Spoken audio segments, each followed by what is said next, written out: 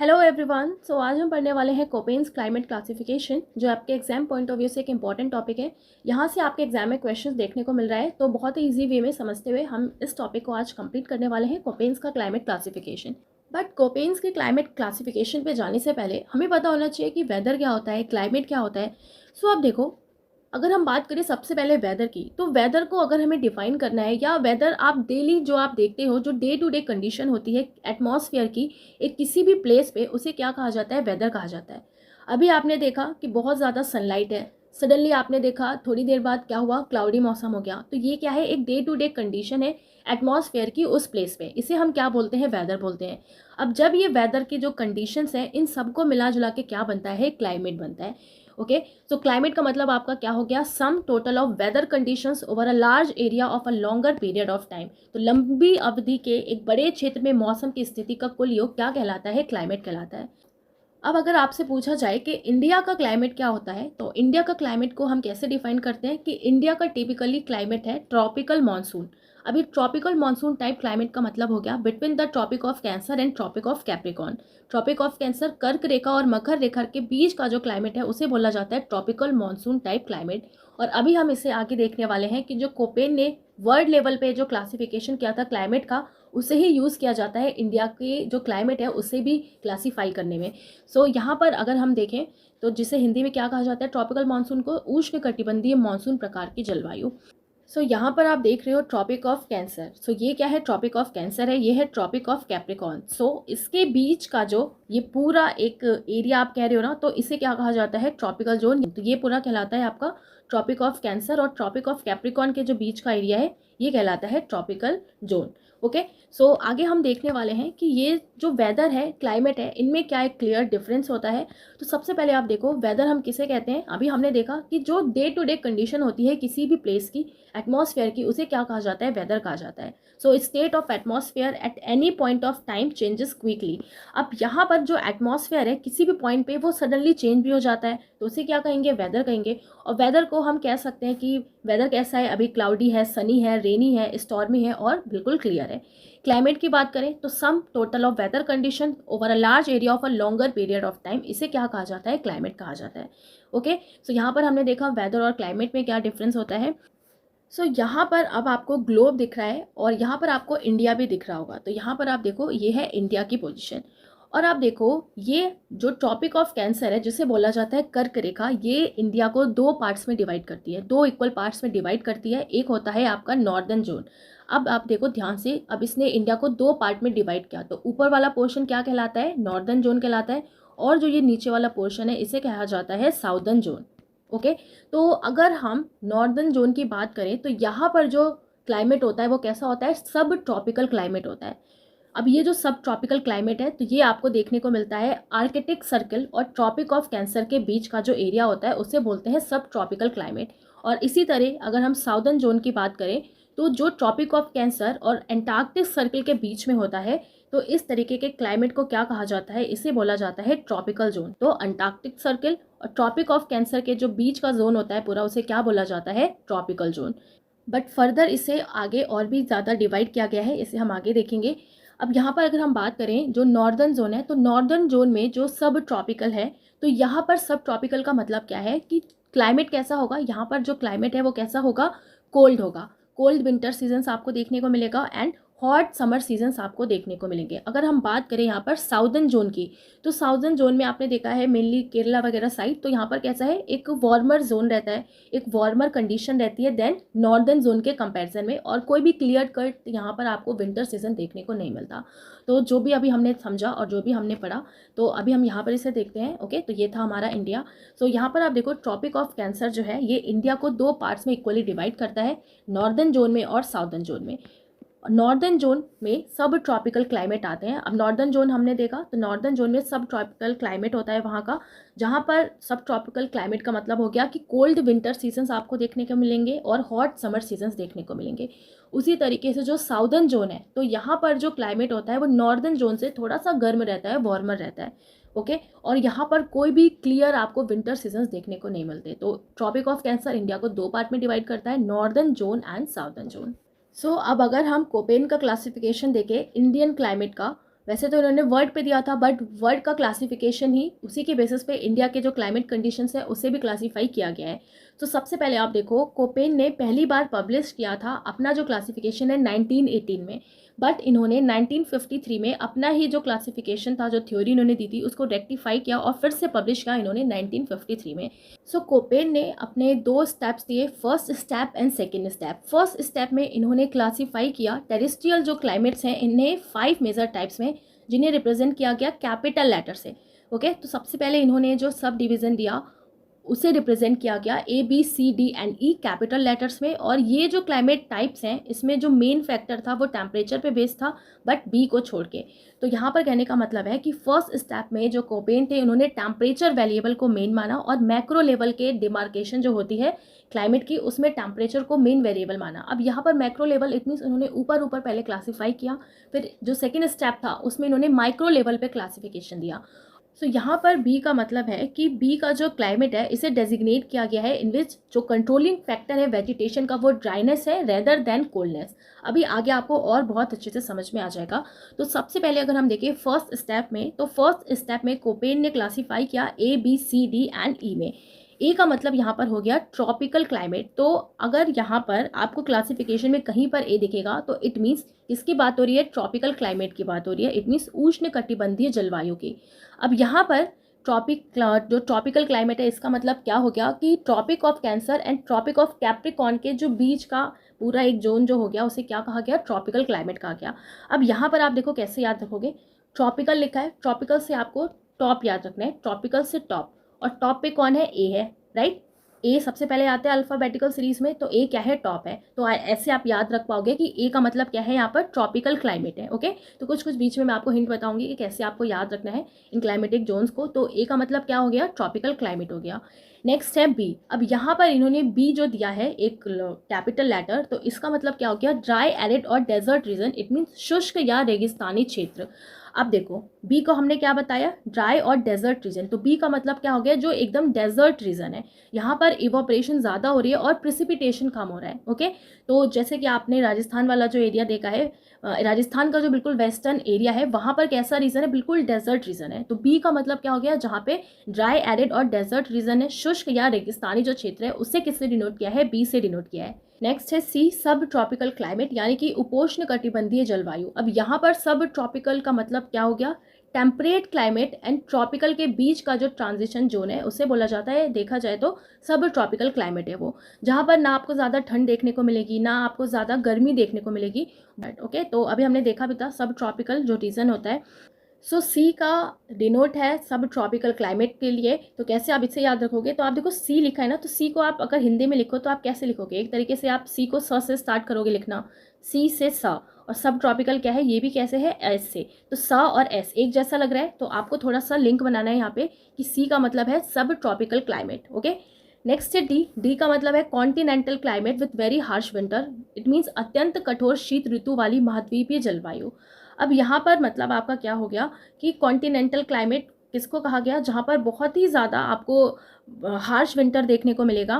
तो इसे किससे डिनोट किया गया है, डी से डिनोट किया गया है। तो ये आपको याद रखना है। तो डी का आप ऐसे डी सी याद रखो, डी सी, तो डी सी, सी मतलब जहाँ पे कॉन्टिनेंटल क्लाइमेट है। ई आप देखो, ई को डिनोट किया गया है cold climate through out the year, पूरे साल जहाँ पर बहुत ही ज़्यादा ठंड रहती है। जैसे कि आप जम्मू कश्मीर का एरिया देखते हो तो वहाँ पर क्या रहती है, गर्मी के टाइम भी वहाँ पर आपको ठंड देखने को मिलेगी। लद्दाख का जो एरिया है वहाँ पर आपको ठंड देखने को मिलेगी। हिमाचल प्रदेश जाओगे, उत्तराखंड जाओगे तो मेनली यहाँ का क्लाइमेट कैसा है कि आपको कोल्ड क्लाइमेट महसूस होगा। सो ई का मतलब क्या हो गया, cold climate through out the year. तो ये था फर्स्ट स्टेप में, जहाँ पे क्लाइमेट को इन्होंने मैक्रो लेवल पे क्लासीफाई किया और टेम्परेचर वेरिएबल को मेन माना। तो A B C D and E में क्लासीफाई किया था कोपेन ने। सो ई का मतलब होता है cold climate through out the year. इसे आप कैसे याद रखोगे, तो आप देखो जब ठंड लगती है ना तो बहुत ही ज़्यादा ई करते हैं, तो बस ई कोल्ड क्लाइमेट। तो ई जहाँ पर आप देखो कैपिटल ई, तुरंत आपको समझ जाना है ई यानी कि बहुत ज़्यादा ठंड लग रही है, इतनी बहुत ज़्यादा यहाँ पर कोल्ड है, थ्रू आउट द ईयर यहाँ पर बहुत ज़्यादा कोल्ड है। तो ई मीन्स क्या हो गया, cold climate through out the year. अब सेकंड में देखें तो सेकंड स्टेप में इन्होंने माइक्रो लेवल पे क्लासिफिकेशन किया है, रेनफॉल, वेजिटेशन एंड टेम्परेचर के भी कुछ माइनर डिटेल्स को भी इन्होंने और इंक्लूड किया है।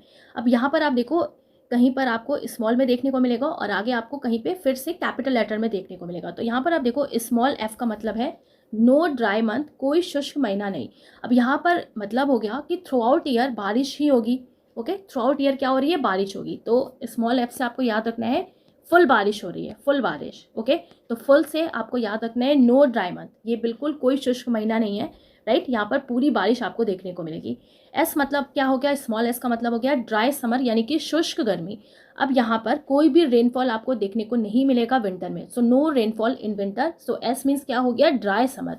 नेक्स्ट है स्मॉल डब्ल्यू, और डब्ल्यू का मतलब हो गया ड्राई विंटर, शुष्क सर्दी। ए का मतलब हो गया वार्मेस्ट मंथ। अब यहाँ पर आप देख रहे हो 22 डिग्री सेंटीग्रेड लिखा है, इसका मतलब ये हो गया कि बिल्कुल ये जो डब्ल्यू है जो बिल्कुल आपका वार्मेस्ट मंथ है, इसका मतलब हो गया कि 12 महीने में से एक महीना कुछ ऐसा है जहाँ पर बहुत ही ज़्यादा गर्मी पड़ रही है और वहाँ का टेम्परेचर कितना है, 22 डिग्री से ज़्यादा है। तो उसे कैसे डिनोट किया गया, स्मॉल ए से। बी का मतलब हो गया वार्मेस्ट 4 मंथ, इट मीन्स जो 12 मंथ्स होते हैं, ओके, 12 मंथ्स में जो 4 मंथ है वो बहुत ही ज़्यादा गर्म है और जिनका temperature average temperature 10 degree centigrade से ज़्यादा है, तो उसे कैसे डिनोट करेंगे, बी से। ऐसे हमने यहाँ पर ए का देखा कि 12 में से जो एक मंथ है वो बहुत ही ज़्यादा गर्म है और वहाँ का टेम्परेचर 22 डिग्री से ज़्यादा है, तो उसे डिनोट किया गया ए से। ऐसे ही जो सी है यहाँ पर डिनोट किया गया वार्मेस्ट 3 मंथ, जिसका टेम्परेचर 10 डिग्री सेंटीग्रेड से ज़्यादा है। इट मीन्स 12 मंथ में जो 3 मंथ होंगे वहाँ का जो टेम्परेचर है, वहाँ का एवरेज टेम्परेचर वो 10 डिग्री सेंटीग्रेड से ज़्यादा होगा, तो उसे कैसे डिनोट करेंगे, सी से डिनोट करेंगे। और लास्ट आपका आता है जी। जी मतलब होता है जो गैंगेटिक प्लेन्स वगैरह है, तो वहाँ का डिनोट किया जाएगा किससे, स्मॉल जी से। नेक्स्ट है अब आगे यहाँ पर एम। एम डिनोट करता है rain forest despite the dry month, शुष्क महीने के बावजूद वर्षा मन। तो यहाँ पर आपने इंडिया में भी देखने को मिला है, रेन फॉरेस्ट आपको देखने को मिल जाता है इंडिया में भी। अब यहाँ पर आप देखो कैपिटल डब्ल्यू है और कैपिटल एस है, तो कैपिटल डब्ल्यू का मतलब क्या है, एरिड और डेजर्ट क्लाइमेट, शुष्क या रेगिस्तानी जलवायु। तो ये किससे डिनोट किया गया है, डब्ल्यू से। कैपिटल एस से डिनोट किया है सेमी एरिड क्लाइमेट, अर्ध शुष्क जलवायु, जहाँ पर सेमी एरिड क्लाइमेट है, सेमी डेजर्ट क्लाइमेट आपको देखने को मिलेगा। स्मॉल एच से डिनोट किया है हॉट एंड ड्राई, के से किया है कोल्ड एंड ड्राई, टी से किया है टुंड्रा क्लाइमेट। तो टी से टुंड्रा इजी याद रहेगा। अब के को अगर आप सी हटा दो, तो के को अगर आप कोल्ड लिखो तो आप कैसे लिखोगे, ऐसे लिखोगे सी के प्लेस पे। ओके, तो के का मतलब क्या हो गया, के का मतलब हो गया कोल्ड, तो कोल्ड एंड ड्राई। एच से आपको इजीली समझ में आ रहा है हॉट एंड ड्राई। एस से याद रखना है आपको सेमी एरिड क्लाइमेट, डब्ल्यू से एरिड और डेजर्ट क्लाइमेट, और स्मॉल एम से rain forest despite the dry month. तो ये तो हमने देखा कि कैसे क्लासिफिकेशन किया है कोपेन ने small letters and capital letters का यूज़ करके वर्ल्ड लेवल पे क्लाइमेट का, या आप कहो इंडिया के क्लाइमेट का। सो यहाँ पर आप सबसे पहले देखो वेस्टर्न घाट का। सो वेस्टर्न घाट का जो क्लाइमेट है उसे कैसे डिनोट करते हैं, AMW से। अब यहाँ पर AMW का मतलब क्या हो गया, ए मीन्स हो गया, अभी हमने क्या पढ़ा था कि ए डिनोट करता है मैक्रो लेवल पे ट्रॉपिकल क्लाइमेट को, तो ए से डिनोट किया कि वेस्टर्न घाट का क्लाइमेट कैसा है, ए है, इट मीन्स ट्रॉपिकल क्लाइमेट है। दूसरा आप देखो एम। एम का मीन्स क्या हो गया कि यहाँ पर जो वेस्टर्न घाट है यहाँ पर रेन फॉरेस्ट भी पाया जाता है, और रेन फॉरेस्ट के लिए हम किसका यूज़ करते हैं, एम का यूज़ करते हैं। तो हमने किसका यूज़ किया, वेस्टर्न घाट के क्लाइमेट को डिफाइन करने के लिए अकॉर्डिंग टू कोपेन्स क्लाइमेट, ए का, एम का, क्योंकि यहाँ पर क्या है, रेन फॉरेस्ट पाया जाता है और रेन फॉरेस्ट के लिए एम का यूज़ करते हैं। फिर है स्मॉल डब्ल्यू। स्मॉल डब्ल्यू हमने किसके लिए यूज़ किया था कि यहाँ पर क्या है, विंटर ड्राई है, यानी कि विंटर ड्राई है शॉर्ट ड्यूरेशन के लिए, तो किससे डिनोट किया, डब्ल्यू से डिनोट किया। ओके, सो वेस्टर्न घाट का क्लाइमेट कैसा है, AMW टाइप है, राइट। तो इस तरीके से आपके एग्जाम में क्वेश्चन पूछा जाता है कि वेस्टर्न घाट का क्लाइमेट कैसा है, तो इस तरीके से आपके पास ऑप्शंस होते हैं और आपको सही आंसर टिक करना होता है। नेक्स्ट अगर आप ये वाला पोर्शन देखो, ओके, तो यहाँ का क्लाइमेट अगर आपसे पूछा जाए तो कैसा क्लाइमेट है, तो डेजर्ट है यहाँ पर क्या है, डेजर्ट है। तो डेजर्ट के लिए किसका यूज़ करते हैं, बी का यूज़ करते हैं। तो यहाँ का क्लाइमेट कैसा है, BSHW। एस का मतलब यहाँ पर क्या हो गया, कैसा है यहाँ का क्लाइमेट, सेमी एरिड है। अब सेमी एरिड शुष्क वाले यहाँ पर क्षेत्र हैं, और एच मतलब क्या हो गया कि हॉट है यहाँ पर, और डब्ल्यू मतलब क्या हो गया कि यहाँ पर जो विंटर होती है वो ड्राई होती है। सो बी मीन्स हमने क्या देखा था कि जहाँ पर इवोपोरेशन है वो ज़्यादा है प्रिसिपिटेशन से। सो इधर का जो क्लाइमेट है पूरा यहाँ से लेके यहाँ तक का, यहाँ का क्लाइमेट कैसा है, BSHW। It means B means क्या हो गया, डेजर्ट के लिए, और यहाँ पर एस मतलब क्या हो गया, सेमी एरिड रीजन्स है, डब्ल्यू मीन्स विंटर यहाँ पे ड्राई होती है, और एच मीन्स यहाँ पर आपको हॉट देखने को मिलता है। तो BSHW है इस वाले पूरे पोर्शन का। ओके, तो ये बात आपको ध्यान रखना है। नेक्स्ट अब यहाँ पर आप देख रहे हो राजस्थान का ये जो पोर्शन है, ओके, तो राजस्थान का ये जो पोर्शन है और राजस्थान का वो भी वेस्टर्न पार्ट, ये कम्प्लीटली हॉट डेजर्ट है। तो इसे कैसे डिनोट किया, क्लाइमेट क्या है यहाँ का, बी कैपिटल डब्ल्यू एच और स्मॉल डब्ल्यू। बी का मीन्स क्या हो गया यहाँ पर कि पूरी तरीके से कैसा है, डेजर्ट रहता है। डब्ल्यू का मतलब यहाँ पर क्या हो गया कि स्मॉल डब्ल्यू विंटर ड्राई रहता है। और यहाँ पर जो आपका कैपिटल डब्ल्यू है ये किसको डिनोट करता है, तो ये डिनोट करता है एरिड और डेजर्ट क्लाइमेट, यानी कि पूरा डेजर्ट यहाँ का क्लाइमेट है। और एच मीन्स हॉट है। तो यहाँ का जो एरिया है राजस्थान का वेस्टर्न पोर्शन, बिल्कुल ये कैसा आपको देखने को मिलता है, B capital W small H और स्मॉल डब्ल्यू। तो राजस्थान का वेस्टर्न पार्ट का आपसे पूछें कि वहाँ का अगर आप जनरली क्लाइमेट देखो तो कैसा है, तो कोपेन के अकॉर्डिंग आपको क्या टिक करना है, B W H small W. Next अब यहाँ पर आप देख रहे हो ये एरो किस तरफ है, यहाँ से लेके ये वाला पूरा एरिया, तो यहाँ सब ट्रॉपिकल क्लाइमेट पाए जाते हैं। और कोपेन ने यूज़ किया है सब ट्रॉपिकल को डिनोट करने के लिए किसका, सी से। हमने पढ़ा था सी यानी कि सौ से क्या हो जाएगा, सब ट्रॉपिकल।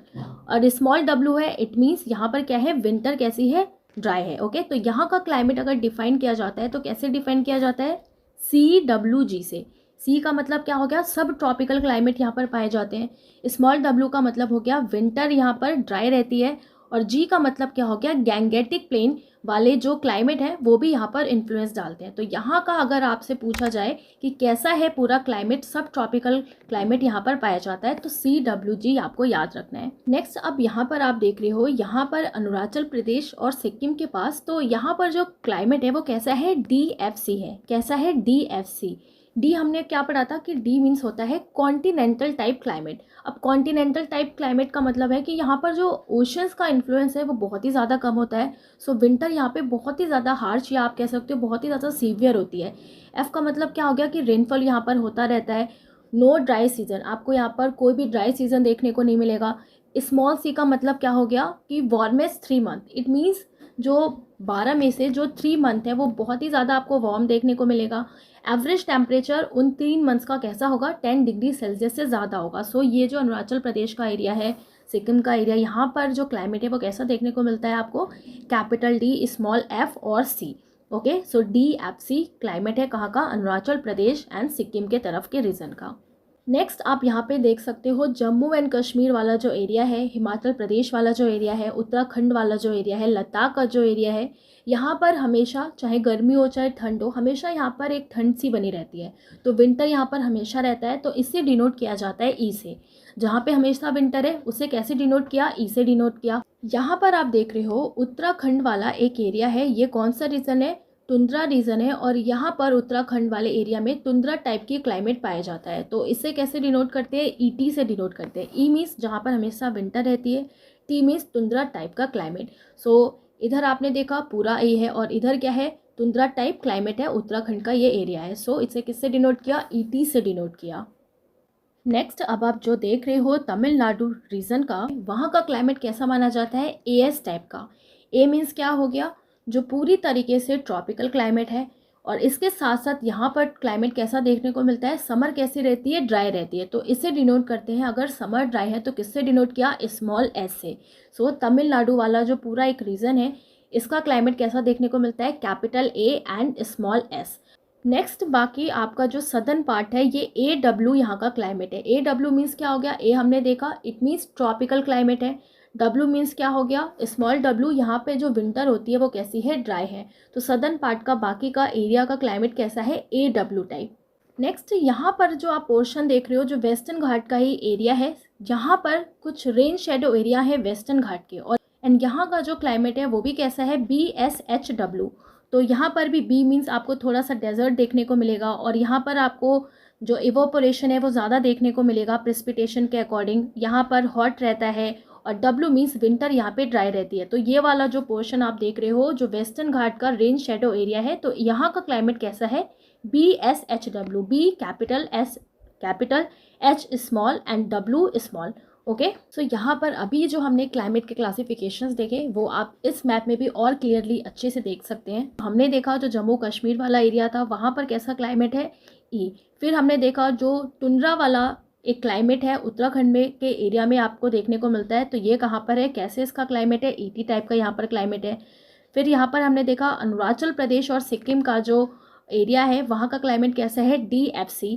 फिर हमने देखा जो ये पूरा सदर्न पार्ट है यहाँ का जो क्लाइमेट है मेनली वो कैसा है, AW है। फिर हमने वेस्टर्न घाट का देखा, यहाँ का क्लाइमेट रीजन कैसा है, AMW है। फिर हमने यहाँ पर जो शेडो रीजन है वेस्टर्न घाट के, यहाँ पर जहाँ पर थोड़ी सी रेन आपको देखने को मिलती है, तो यहाँ का जो क्लाइमेट है वो कैसा है, BSHW। एंड राजस्थान का क्लाइमेट हमने देखा BMHW है। गुजरात से लगा हुआ ये जो पोर्शन है BSHW यहाँ का क्लाइमेट है।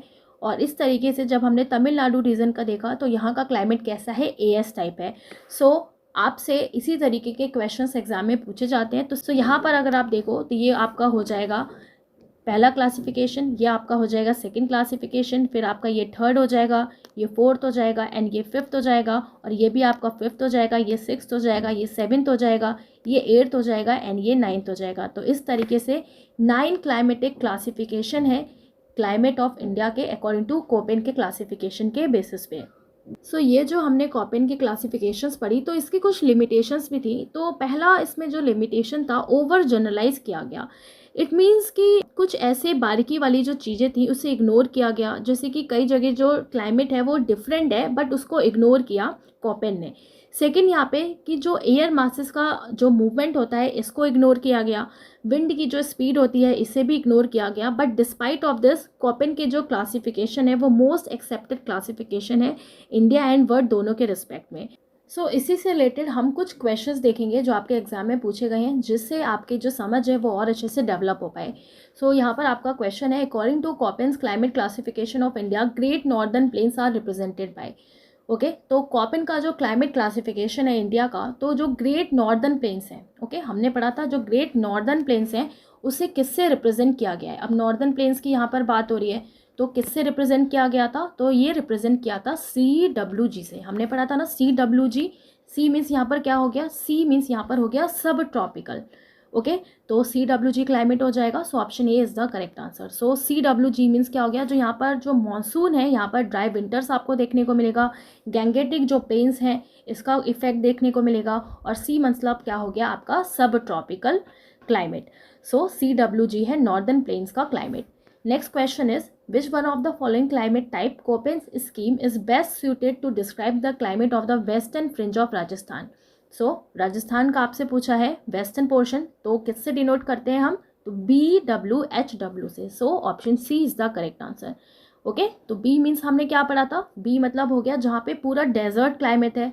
Small w it means winter यहाँ पे ड्राई है, एच हमने पढ़ा हॉट है, w मीन्स यहाँ पर हमने क्या देखा, एरिड और डेजर्ट यहाँ पर क्लाइमेट है। राजस्थान का जो वेस्टर्न फ्रिंज है वहाँ का क्लाइमेट कैसा है, BWH capital W। Option C is the correct answer. यहाँ पर आप फिर से मैप में देख सकते हो, यह भी हमने पढ़ा था नॉर्दर्न प्लेन्स का, और ये हमने अभी पढ़ा था राजस्थान का जो वेस्टर्न पार्ट है। नेक्स्ट क्वेश्चन है आपसे, as per Koppen's classification of climate which one of the following is the suitable description of north east India including north Bengal. अब यहाँ पे आपसे क्वेश्चन पूछा है कि कोपेन का जो क्लासिफिकेशन है क्लाइमेट का, तो कौन सा सुटेबल डिस्क्रिप्शन होगा नॉर्थ ईस्ट इंडिया का इंक्लूडिंग नॉर्थ बंगाल, और आपको इसमें नॉर्थ बंगाल भी इंक्लूड करना है। तो करेक्ट आंसर आपका इसमें हो जाएगा ऑप्शन डी, ह्यूमिड सब tropical climate with dry winter. अब यहाँ पर आप देखो फिर से नॉर्थ ईस्ट इंडिया की ही बात हो रही है और नॉर्थ बंगाल को भी इंक्लूड कर रहा है, तो ये अभी हमने पढ़ा ही था। कौन सा यहाँ पर क्लाइमेट है, CWG ह्यूमिड सब tropical climate with dry winter. अब ह्यूमिड सब tropical climate with dry winter CWG ये नॉर्थ ईस्ट इंडिया इंक्लूड करता है नॉर्दर्न बंगाल को भी, influence by from the south west and north east monsoon. तो किससे इसका इफेक्ट पड़ता है, इस टाइप का क्लाइमेट किस वजह से है, जो south west and north east के जो मानसून्स हैं उनकी वजह से। आपका इसमें भी करेक्ट आंसर क्या हो जाएगा, ऑप्शन डी हो जाएगा। नेक्स्ट क्वेश्चन है, which of the following code signify the cold climate with dry winter according to Koppen. अब यहाँ पर आपसे कहा है कि कोल्ड क्लाइमेट है और ड्राई विंटर्स है, तो आप यहाँ पर इसका कोड बताओ। तो आप देखो, अगर आपको ध्यान भी नहीं आ रहा तो भी थोड़ा बहुत अगर आपको याद है ई का मतलब क्या है, एफ का मतलब क्या है, तो आप एलिमिनेट भी कर सकते हो। ई हमने क्या पढ़ा था, एफ हमने क्या पढ़ा था, तो एफ मतलब तो आप देखो क्या हमने पढ़ा, रेनफॉल हो गया, तो ये तो आपका गलत हो गया। फिर है और कैपिटल एफ यहाँ पे लिखा है, तो कैपिटल एफ तो हमने कोपेन के अकॉर्डिंग कुछ पढ़ा ही नहीं, हमने स्मॉल एफ पढ़ा था जिसका मतलब क्या होता है, रेनफॉल होता है। डी मतलब हमने पढ़ा था, डी मतलब हमने क्या देखा कि कॉन्टिनेंटल जो क्लाइमेट होता है, इट मीन्स कि वहाँ पर मौसम कैसा है कि थोड़ा सा विंटर जो है आपको ज़्यादा देखने को मिलेगी।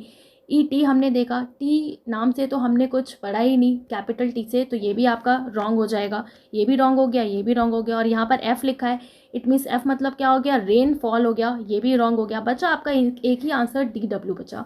डी मतलब हमने क्या पढ़ा था, जहाँ पे कॉन्टिनेंटल क्लाइमेट है, विंटर जो है बहुत ही ज़्यादा हार्श है। डब्ल्यू मीन्स हमने क्या देखा, ड्राई विंटर। अब यहाँ पर आपसे ड्राई विंटर की बात हो रही है, कोल्ड की बात हो रही है, तो ऑप्शन डी आपका हो जाएगा यहाँ पर correct answer. So option D हो जाएगा। सो आप देखो डी मतलब हमने क्या पढ़ा था कि कॉन्टिनेंटल क्लाइमेट है विथ वेरी हार्श विंटर। फिर इसी के साथ जब ये डब्ल्यू जुड़ गया, क्योंकि यहाँ पर ड्राई विंटर की बात हो रही है, तो क्या हो गया, विंटर बहुत ड्राई हो गया या फिर वेरी सीवियर या हार्श हो गया। इट मीन्स बहुत ज़्यादा ठंड है वहाँ पे, तो डी डब्ल्यू हो जाएगा इसका correct answer. So I hope ये जो कोपेन का क्लासिफिकेशन था आपको बहुत अच्छे से समझ में आया हो। बहुत ही ज़्यादा इंपॉर्टेंट है आजकल आपके जो एसएससी के एग्जाम्स हो रहे हैं, इसमें यहाँ से क्वेश्चंस पूछा जा रहा है। सो एंड आई होप ये वीडियो आपके लिए बहुत ज़्यादा हेल्पफुल हो, आपको अच्छे से समझ में आया हो। तो मिलेंगे अब नेक्स्ट वीडियो में। Thanks for watching.